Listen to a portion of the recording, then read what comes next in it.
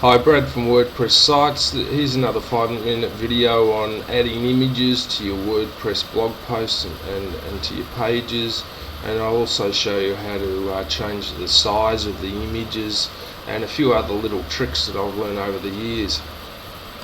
In my last video I included how to upload the image and post insert that into your post. So here it is here. I'll just quickly do that again for people that didn't see it. You've got your media buttons here. We're in the WordPress dashboard, and here's the editor. This part's the editor here. Just here it's got upload insert, so we go to the first one, add an image, and I'll just locate it. I've got a folder on my desktop where I've got a bunch of images in there. I've talked about the alt text, which is really important. It's called the alternate text. This, you should put a keyword in here because this is what Google reads. They can't look at the pages, they can only read the text. So make sure your alt text or your alternate text, whatever you want to call it, is a major keyword, the main keyword really that you're using on the site, and insert that. Okay, so here's the image here. We've got the image inside a blog post.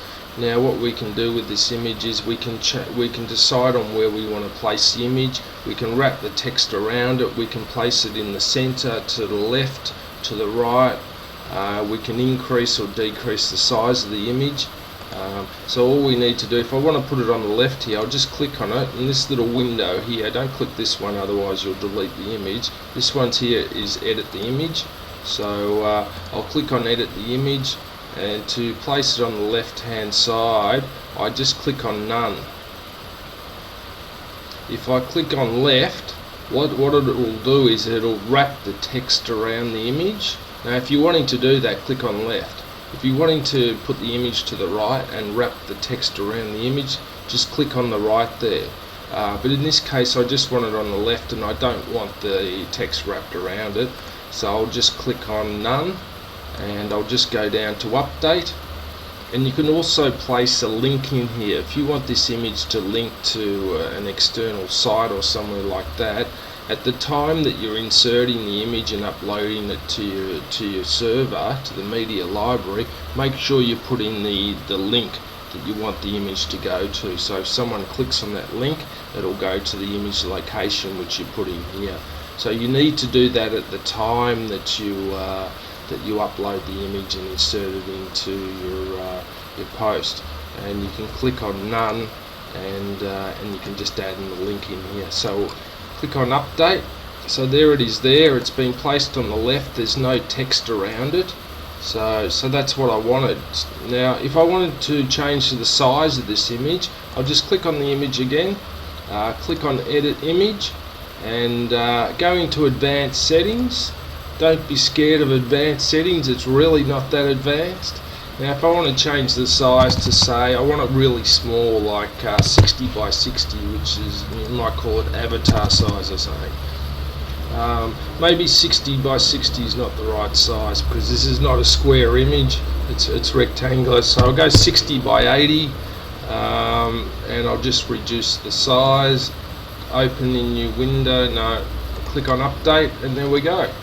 Probably not the best size, it looks a bit strange now, but that's how you change the size of the image. It's very simple. So I'll just go back in there, go to advanced settings. I can click on original size. You see that 124 by 124, so it was square. It doesn't look square to me, but I'll go 80 by 80 this time, and so this is very simple. You can do it this way as well. You can have a percentage size. So this is 100%. This is the original size. If you want to go to 60, you just go to 60% of the original size, which ends up 74 by 74. Click on update, and there you go.